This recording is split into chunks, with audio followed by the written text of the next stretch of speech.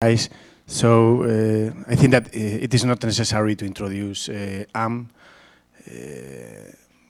Just saying that Am is.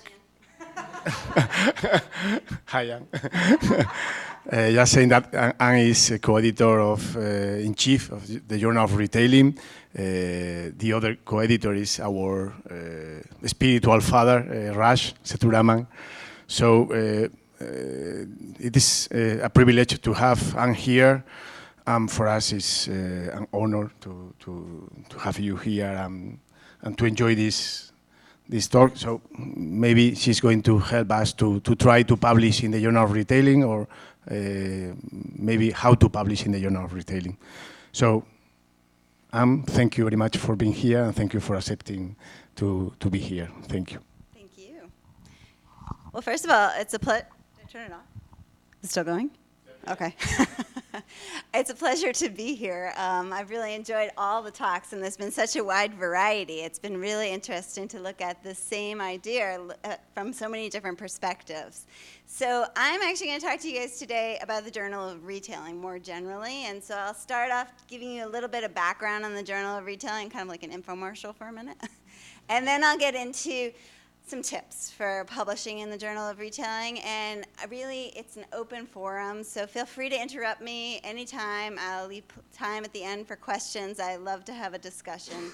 So one thing I will point out, so I can put this down, is I left some brochures outside. It's just a little advertising piece for the Journal of Retailing, so if it's useful to you to have at your university, please pick up some and take it with you. So as Juan Carlos just told you, I actually co-edit the Journal of Retailing with Raj Sethuraman. So Raj and I have been working together for about a year and a half as editors-in-chief of the journal. And what it means is that for all the strategic decisions about the journal we make together. What special issues we're going to have, what special sections, what commentaries. I'll talk about those in a minute. In terms of processing the papers, what happens is that for 6 months out of the year, I see all the papers first, and I look through the paper and decide, should this go to Raj or should this stay with me? And the easy decision on it is if it's a very consumer behavior paper, it stays with me. If it's a very modeling type paper, it goes to Raj. Some of the strategy papers we'll talk about together, or we may split. We get qualitative papers as well. I tend to handle the qualitative papers, but I have to admit I do bring on an expert in qualitative research because I feel that's the fairest way to authors. And ultimately, my hope is at the end of my tenure, when people talk about me as an editor, I hope, and Raj, I hope they say that we're fair. You know, I think that's all I can strive for. Not everybody's going to be happy with every decision. Some people will be happy with decisions. But I hope that they say they're fair decisions. So the Journal of Retailing is a very well-ranked journal around the world. So it used to be the ABS ranking. It's now called the Academic Journal Guide. It's a 4 ranking, which is the high. And the ABCD, it's an A-star ranking. So it's well recognized around the world. And we just recently got our site score. And what the site score, oh, I must have taken it off, does is it looks at the citations based on the previous 3 years' worth of articles.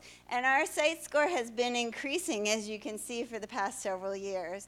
And it puts us, that red line at the top is the percentile in the marketing category. So we're ranked very high within the marketing category, which is lovely. Now, I have to tell you, as an editor, it makes me feel a little pressure, because this is based on some of the work from the previous editors and stuff. So they really deserve a lot of credit, and I hope that it continues this way as well.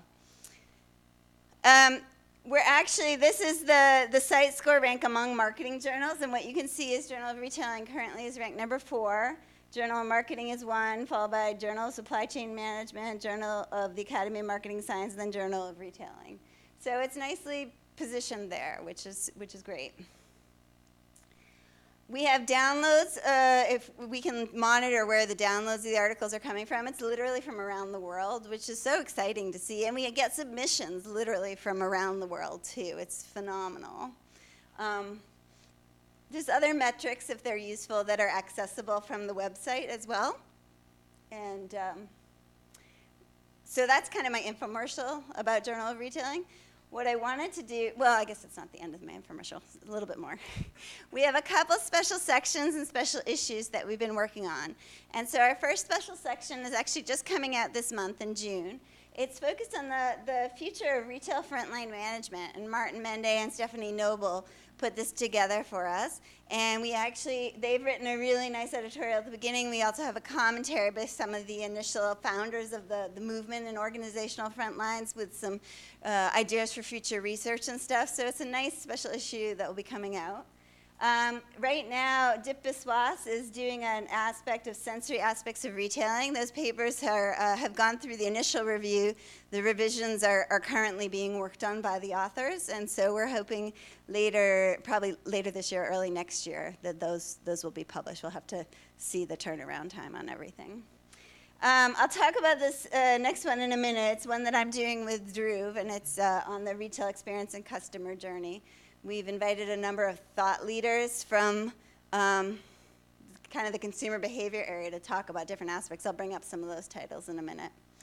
I was in Florence before being here in Barcelona at a conference that Rob Palmatier had spearheaded, and it's kicking off a special issue of Journal of Retailing that he and Kelly Martin are editing for us, and it's focused on privacy and big data and retailing, and really bringing to the forefront this very important issue that needs to be considered from so many different perspectives. And so those submissions are due by August 15th. We have a practitioner and academic conferences coming up with a special issue related. We have a couple quantitative ones as well. Metrics and Analytics and Retailing. V. Kumar and Raj Venkatashan are doing this. They're also having a special conference that if anyone's interested in November in Atlanta. And finally, Raj, my co-editor, is doing one with Russ Weiner on quantitative models to retailing. And so he's kind of kicking that off, I think, at Marketing Science next week, a special section, and then there'll be more information about that forthcoming. I won't go through all the details, but I just wanted to point out these thought leaders were so excited. These a number of people that were former JCR editors or current JCR editors. We have some JM editors, some really forward-thinking thought leaders that have agreed to write pieces on these different aspects of the retail experience and the customer journey. Finally, we've started some commentaries, and so we have these, one in each of the issues. The first one was about artificial intelligence and how it's reshaping retailing. These are very short articles, and they're really just meant to be forward-thinking, pushing the boundaries a little bit. Marnik de Kempe and Inga had written one about on the danger of being leapfrogged by practice. The synergies of the Frontlines research that I had mentioned. And then in September, Ruth Bolton has written one that's looking at responsible research, and is your research really useful? So again, some things that are just trying to challenge people a little bit to think about some other areas. In general, though, JR welcomes all types of papers, conceptual papers, empirical papers, analytical research. Ideally, it appeals to both academics and practitioners. And there's a whole wide variety of topics that retailing covers. I've listed some of them here. It's not limited to these. Really, most things can be positioned as retailing. The key is that you think about that positioning before sending it to JR. The key judgment criteria we use is the research rigorous, and is it relevant? And also, does it make a meaningful contribution? And I'll loop back to what is a meaningful contribution in a little bit. So, if you think about substantive focus, conceptual bases, and methodological bases, JR focuses on retailing. But retailing, as I just mentioned, is really broad. It could be consumer behavior, it could be channels, it could be pricing, it could be CB. Blah, blah, we can add many other things in that. But retailing is the focus. The conceptual bases, they vary widely. It depends on your approach, how you're bringing it to. And the methodological bases vary widely, which you've already gotten a sense from. The fact that we have two co-editors whose specialties are in different areas to really make sure that we're covering these different bases. So the essential elements in a manuscript: it should make a contribution to retailing. It should be interesting and important. It should hopefully add new insights, either for theory, methods, or practice of retailing. And Michael Levy, who is a former JR editor, he was also a Babs Salumi for a number of years. He's very, very direct. And he liked to say, the question is, so what? Why does your work actually matter? Why should I care? And really, the question is, does it help shed new light on an unresolved managerial issue? Will the findings make a difference to retail practice? And is the research question interesting? Those are kind of the so what questions to be asking yourself.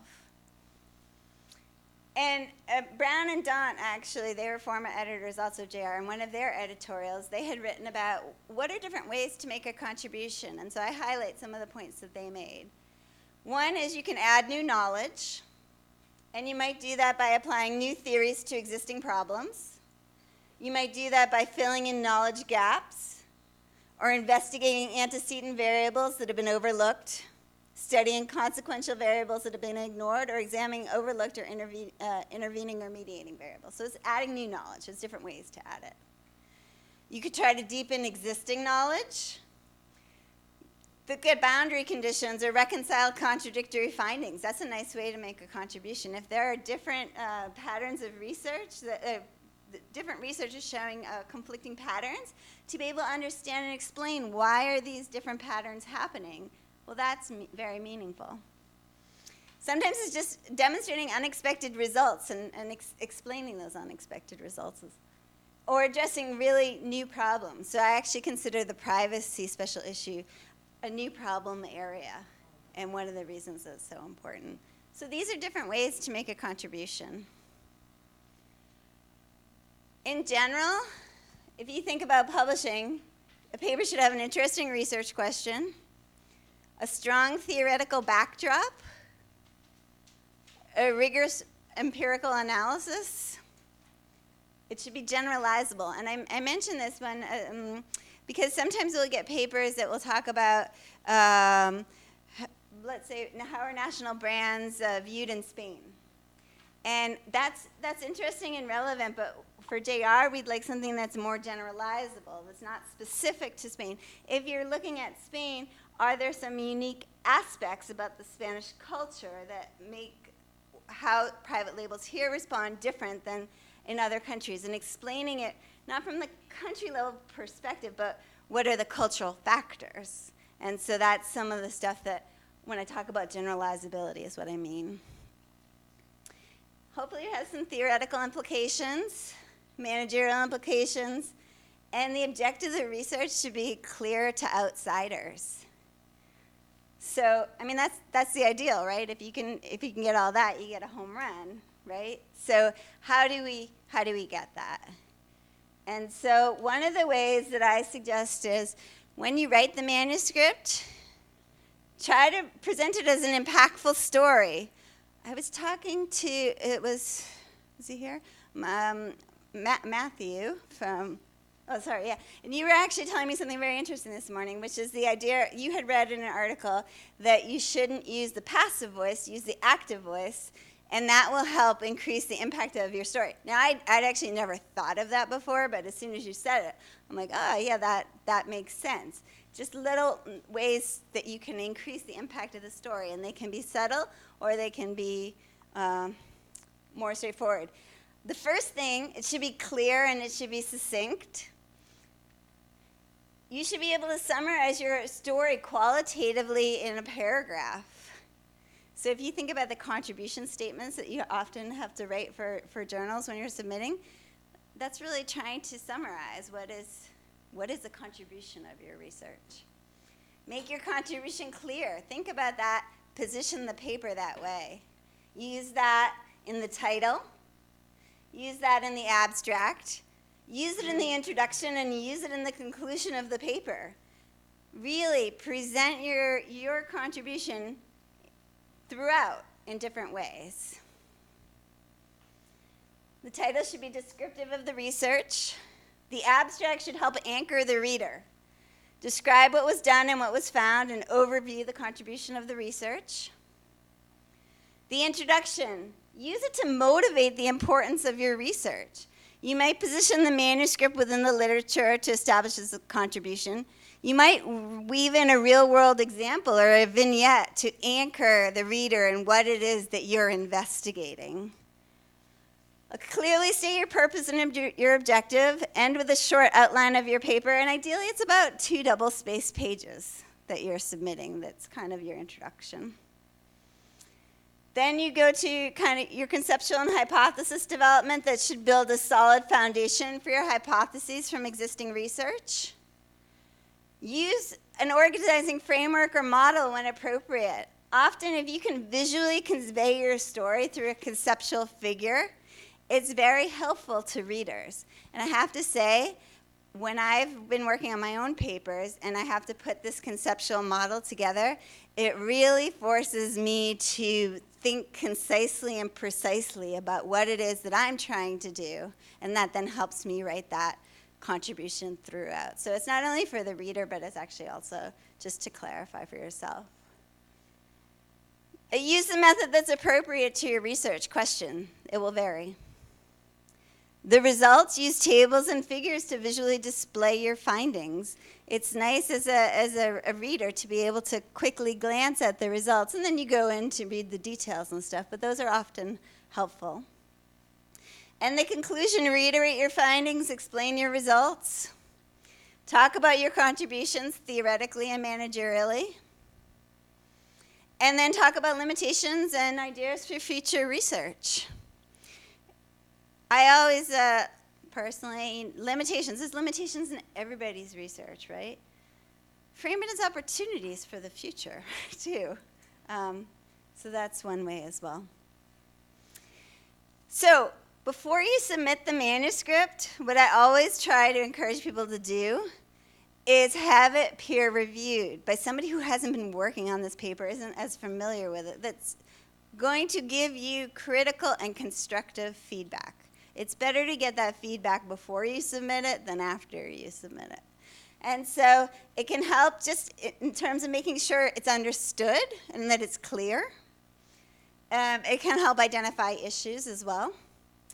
And then double check before you submit, does it fit with the journal's scope and positioning? For JR, it's about retailing. I had a really wonderful, it was a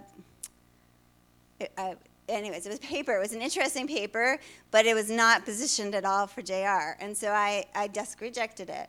But I did say to the authors, if you want to reposition the paper in terms of retailing, I'd be happy to revisit this with you. And in fact, they did. And so that was nice. But it would have been nice if it didn't have to go through that hurdle. If it's appropriately formatted for a journal, look at recent publications. Model your papers after recent publications if you're looking for examples. And then look at your references. A lot of times, the publications that appear in your reference section will sometimes signal the quality of the paper. It's also a place that we look for reviewers and stuff. And so just make sure that you're being cognizant of your references as well. The review process. So the way it works is when a paper comes in, I've already told you, 6 months out of the year, I see them first and assign it to Raj or myself. The other 6 months, Raj gets it. Once I have my paper that I read it through, obviously, carefully, and I decide, should this paper be desk rejected or should it be sent out for review? And if I'm not sure if it's a borderline, often I'll put it away for a day or two and I'll come back to it. Sometimes I'll read through it 3 times. And if I'm still not sure and I think I just need another person's opinion, I may reach out to an AE or somebody on the advisory board and ask them to read it through and give me their opinion as well. So at the end of the day, when that decision is made to if it is a desk reject, I feel like it's been given a fair reading and fair chance.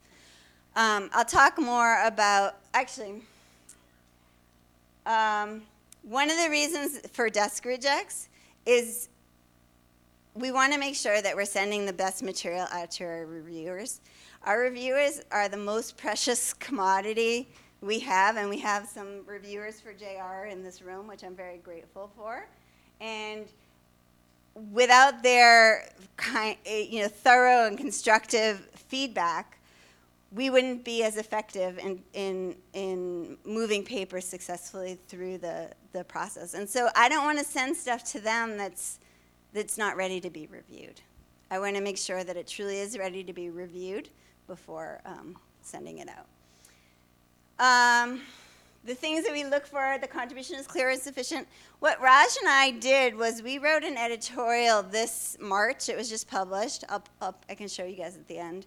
And in that, we went through what are some common reasons that papers are desk rejected, and we broke them down for empirical papers, analytical papers, and behavioral papers. And we tried to highlight what are some common issues, just so that people that, as we said, we're getting publications from around the world. We're hoping to try and provide information so that people can avoid those types of issues. If it does go out for review, we pick reviewers who are familiar with the area of the paper. We do look at the suggestions that people submit with their paper about who reviewers are. It doesn't mean that we'll use those people, but it may give us an idea of who appropriate reviewers are, and if you explain why you think that reviewer is. And we sometimes look at the references as well. The idea is, and we usually go to 3 reviewers. Sometimes it's 2. We try to have 3. And once the reviews come in, we read them through ourselves, and at that point decide, do we ourselves process a manuscript, or do we send it to an AE and ask for their input? And it varies. Sometimes it's a function of how many manuscripts have to be processed. Sometimes it's a function of expertise. Sometimes, so that AE step is sometimes used, not always used. The review process, the idea is to be a constructive collaboration among the authors, the reviewers, and the editor, to hopefully be friendly and helpful, to look for the good as well as the bad, and to be rigorous but to be fair. And usually, most papers truly do improve substantially through the review process. The criteria that reviewers and editors are often using: is the research objective? Is it replicable? Is it competently executed? Does it use prior research, appropriate methods? Are the analyses correct? Is it well written, and does it make a contribution? So these are some of the key things. And again, in the editorial that we wrote for this March, in addition to talking about desk rejects, we talk about common concerns that reviewers raise after reading a paper as well. And so we detail some of those things in the editorial as well. So at the end of the day, if you get a risky revision, I know we've all been there. You're like, oh, God, that's awful. No, it's a great thing, actually, to get a risky revision. It's truly great, because it means you're still in the game. And yeah, it'd be great if every paper was accepted as soon as you send it in. That's never going to happen, right? It always goes through review. So a risky revision, celebrate, be happy. It's a good thing. And realize you're going to be upset when you read the reviews. I mean, when I get my papers back with the reviews, I think, they didn't get it, they're not, blah, blah, blah, and I have to put it away then for a couple days and just get the emotions over with, and then go back and read, they do have a good point, actually, and really look at it with the fresh and open mind. Try to be as responsive as you can to the reviewers. It doesn't mean that every reviewer's point is valid or good, but there are sometimes you can say, for this reason we didn't do that, but it has to be a very solid and good reason, because that reviewer is going to get your paper again and be reading it, and if you just blow off all of their comments, yeah, that's a little tricky. But at the same time, if you feel and the reviewer simply hasn't been fair, you reach out to the editor, and that's, hopefully we would have caught that beforehand and we would have avoided any conflicts. But take the time and the effort to write good responses to the reviewers. Sometimes putting that response to the reviewers together it's a substantial undertaking. But you want to communicate what you've done. Be grateful and thank the reviewers amazingly. Saying thank you goes a long way when the reviewers are reading the responses. If you get a reject, yeah, it's not so nice. You're going to be upset again when you read the reviews, but I hope you do read the reviews because often they do have good points. And what you can and should learn from the review team's comments, you can consider for when you're revising the paper to send it to another journal. Now, one thing I want to mention is if you just send it to another, you get a rejection day Monday, and Tuesday you've sent it to a different journal, you might actually be getting the same reviewers again. This has happened to me as an editor. I've sent it, and somebody said to me, I just reviewed this paper for X journal, and they got a rejection yesterday. I have trouble believing that they've actually changed anything in their paper before today. And so they were saying, they might have a conflict of interest in reviewing this paper, but at the same time, it's signaling to me, hey, that's actually, I know that's a very good reviewer, and you didn't take the time to consider their points. I've also been a reviewer for another journal. This was a few years ago, and I had, the paper had been rejected. I forgot the journal. Let's say it was at JAMS. It had been rejected by JAMS. And I had listed all my points. And then a few months later, I got the paper from, I think it was JSR or something. And I read through it. And I actually, one of the few times I've ever said, yeah, I think this paper should be conditionally accepted. And I remember Kay Lemon was the editor at the time. And I wrote to Kay. And I said, this is very unusual for me to say right away, I think this should be accepted. Here's the reason why. Because I went back to the reviews. I've seen this paper for the other journal. I went back to my reviews, and they've actually done every single thing that I had actually suggested that they do. So, the other reviewers and stuff, they had comments, and it went through revisions. I think the paper ultimately got accepted at JSR, if I remember. All right, where to get research ideas? You guys all know this. Observe the real world. Look at conceptual articles. Look at the limitations and future directions of articles. Those are always a little bit challenging because sometimes if it's such a great idea, they may not, and easy to do, it might not have been in that section to begin with in somebody else's paper. Look at the popular business press and trade publications to get ideas. Read the literature critically to see what's known and not known about the topic. Look at limitations of previous research. Lots of places to get ideas. And this goes back to the pyramid that I showed you before. If we think about the substantive focus, the problem-based, in this case, it's national brands and private labels, right? That's the substantive focus that everybody's looking at. The methodological base that you're using has varied widely across the presentations, and the conceptual domain also has varied. But what it means is each perspective has been unique. And that's what's so great about conferences like this, that you get to see all these different perspectives, and it gives you a much wider perspective and making connections as well. So I've alluded to these two editorials that we had. The first one was March of last year, and I really want to highlight the middle part, publishing in JR. We went through in this article and described a lot of the things that I was talking to you guys about today. So that's included in this editorial here. In this second editorial, this is the one I'll just pull up 1 second. You can download, I just went online here, I didn't log in or anything, you can download it, it's open access here. But what you can see is we go through the review process and we talk about analytical models, empirical models, we talk about behavioral research, and then we talk about some common issues that arise from reviewers. So again, it's a resource for authors to go to look and see what are some things that come up. So I wanted to highlight those two things as well.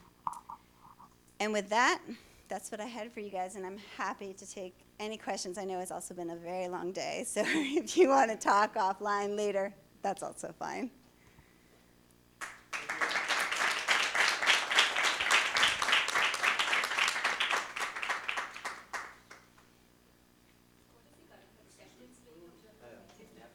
I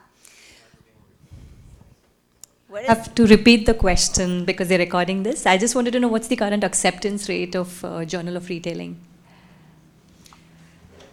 I don't know, actually. It's small. I'm making it up, so it's not fact. I would say it's probably 8% or so. The desk reject rate is high, meaning like 50, 55%. But some of those are very obvious desk rejects. And when I say obvious, SPSS output is the results section versus, so. Yeah. Thank you. Actually, I have one question, very quick question, like how many articles do you accommodate in an issue and how many issues in a year? There are 4 issues in a year, and the number of articles will depend on the quality of we don't accept articles just to fill issues. We only accept articles that will meet the standard and criteria of JR. So the articles in an issue will vary between typically 6 and 10. 6 to 10. Yeah. And there are 4 issues in a year.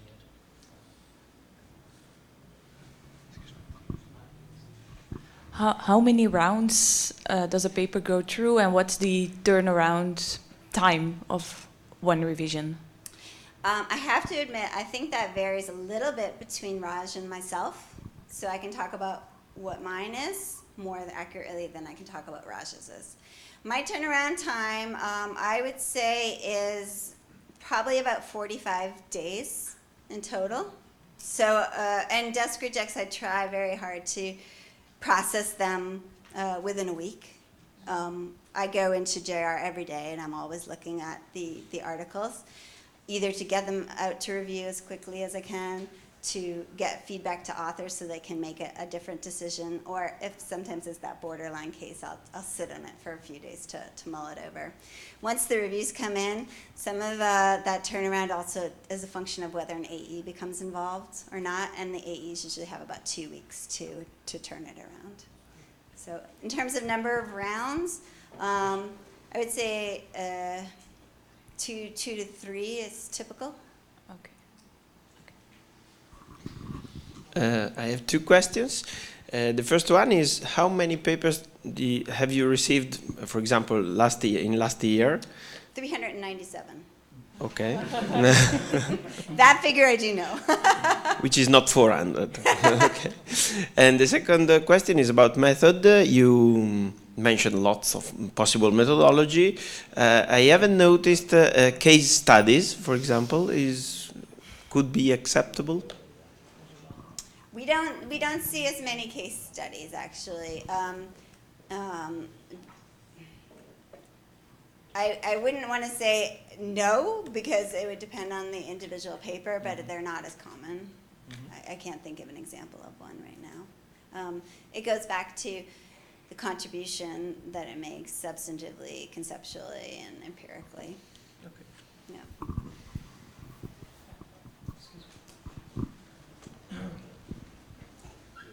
Thanks. And if you could recall any incident that happened, like both or 3 reviewers, they reject the manuscript, but you allow the revision. I'm sorry, say again? I mean, if the reviewers reject the manuscript, but you as an editor, you allowed, you gave a chance to the authors to revise the manuscript and resubmit it. Could you recall any incident?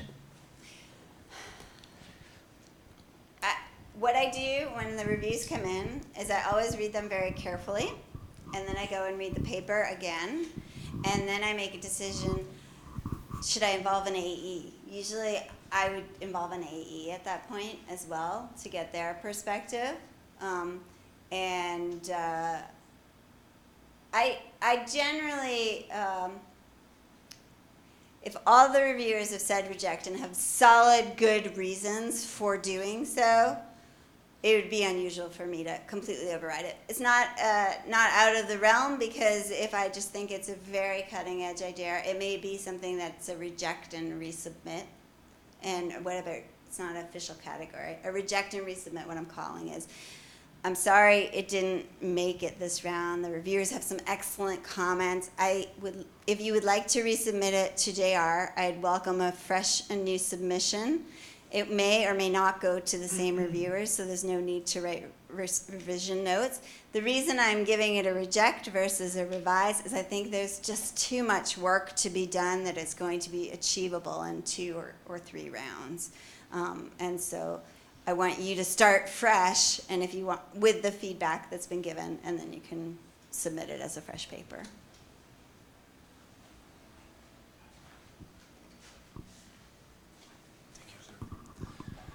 Two questions. The first one is, what are your expectancies when you receive a conceptual paper?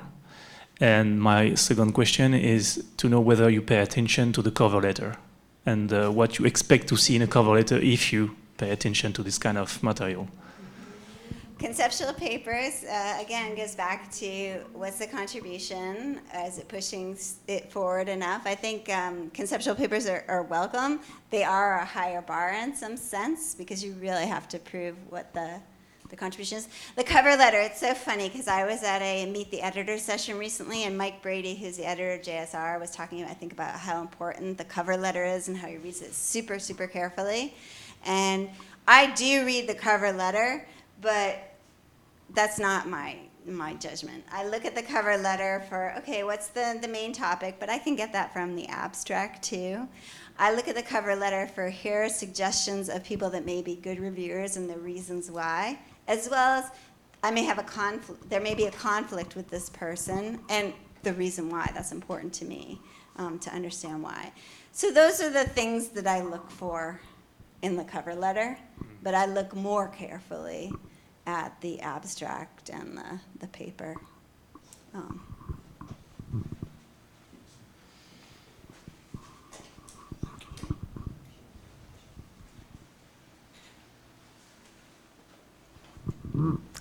I want to ask about the rigorous in the methods. We should consider rigorous more into like a mixed method. You say, for example, for CV papers, you have to use like survey combined by experimental design or scenario-based experiments and then complemented with field studies. What is your point of view on this for JR? So rigorous means that it's well executed, competently done, analyzed accurately and correctly, and communicated in that way. Yes, ideal world is obviously to have field data. That's not always possible, so it's not a requirement of papers submitted to JR, but it certainly is a differentiator. Complemented then, I'm talking again from the behavioral perspective here, with lab studies, and sometimes, depending on your, oh goodness, it's the end of the day, holy moly. I woke you all up though, huh? Good. Done. I'll stand still now. What was I saying? Oh yes, depending on your research question, it may not be appropriate to have mTurk samples exclusively. You may need to have a combination of lab studies. You may have some mTurk, you may have some field. So is there a checklist? No, but these are different types of things that can queue. And again, I would recommend that editorial from March where there's more explicit details for each of the different areas. That is the one area that we didn't touch on as much in the editorial was qualitative papers, because we get a more limited sample of qualitative papers, and I usually, as I said, turn to an expert in that for opinions, so we hadn't included that in the editorial. Yeah, I've got a... Do you want to say something? Oh. Now, just this guy's question made me think about... so I wanted to make a kind of reflection and then ask you a question related to it. Because I've been serving for the European Journal of Marketing. I've been associate editor before. Well, I'm associate editor now, in fact, but I'm not working as much as I used to work. I used to work a lot. When Nick Lee was the associate editor, now it's Greg Marshall. So they've changed the way they're working now. The associate editors now, they've got like regional associate editors, who's a British now for Europe. So it's like she takes basically all decisions and looks for referees and all that. Should be a lot of work. I used to do that for the papers and every associate editor for papers assigned by the previous editor, right? So I was for a long time doing kind of the editor-in-chief work for all papers assigned to me. And I've got stories, I've got a story very like that he said. So with a guy from Berkeley, by the way, a big guy, I don't remember the name now, from the marketing department at Berkeley. That guy finally talked to the editor-in-chief saying, hey, I have to tell you, I'm surprised by this editor's behavior because I didn't think he was gonna do that, but he finally accepted a paper after a guy was rejecting one of the referees from the first time. Yeah, and the referee was saying like, I've rejected the paper, why you're sending me back the paper? Because I have 3 more referees. I've got 4 referees in total. So the guy was very grateful for that. But I took that decision after, I think they had like 4 review rounds. He did a great job, and I believe in that paper. But the thing is that I had to, it was a kind of uncomfortable situation with that referee as well. So it's not a comfortable situation. But the thing is that, and this is my question after this reflection, because now you've been the editor-in-chief, but you've got a very long experience as author and also working as referee for big marketing journals. So you've got a very good opinion from both sides. So my question is that, have you, because the more time passes, the better your experience, you've got a more accurate vision of the whole process and the whole thing. So how often do you feel, talking about your papers as authors?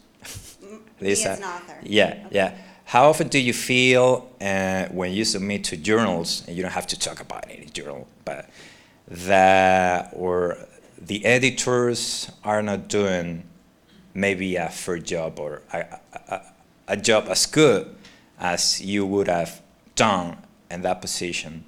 I'm just curious about that.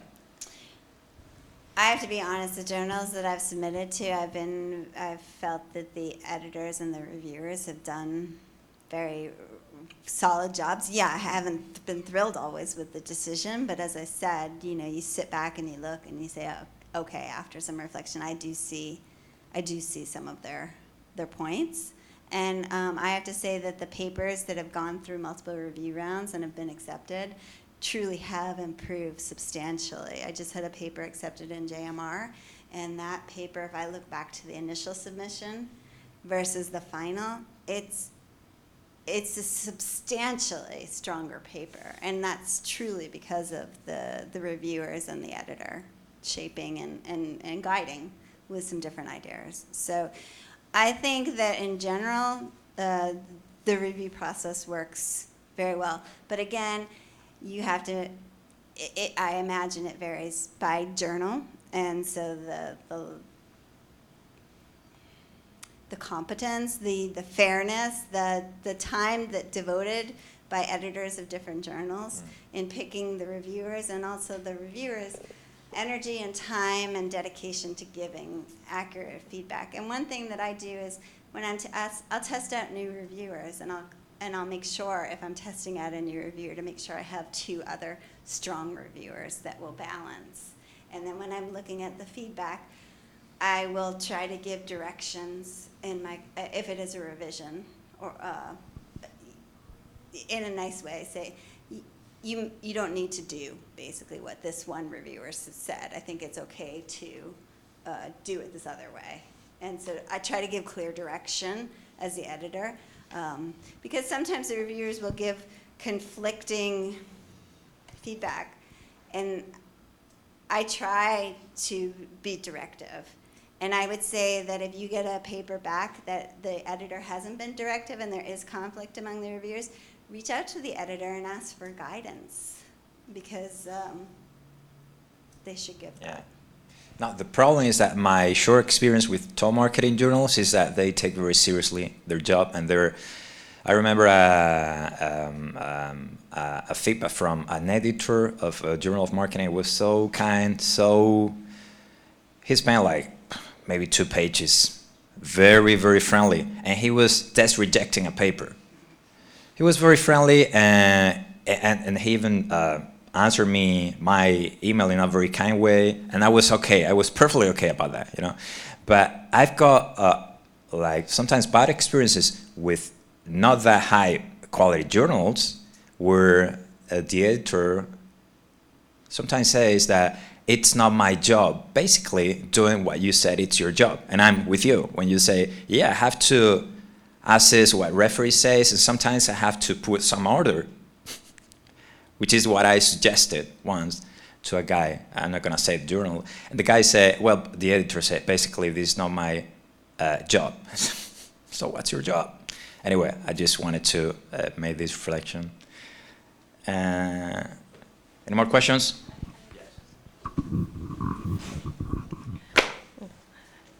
I just wonder if there was any coaching given to new reviewers, like fresh reviewers that have to learn to do reviewing.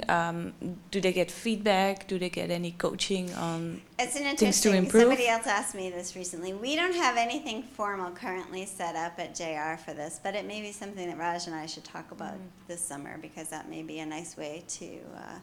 Yeah, because it's a skill you need to learn, and getting feedback helps you in learning that quicker, I guess. Yeah. Oh. Yeah, so no, we don't have anything formal, but yeah, I think Raj and I will talk about that this summer when we meet. The one last comment that, well, I can be the last, I'll make is, if you are a reviewer on a paper, what I do suggest is, it may not be your paper, you've just done a review on a paper. When the decision letter comes, take the time to read that decision letter and read the other reviewers' comments. You learn so much from just reading what other people are saying about the same paper that you've reviewed. So it's not a formal way to be trained, but that is a nice way that you can start training yourselves as well as reviewers, and that same stuff can be turned to helping your own papers. Is it dinner or a rest? Yeah, I guess okay. So. Thank you.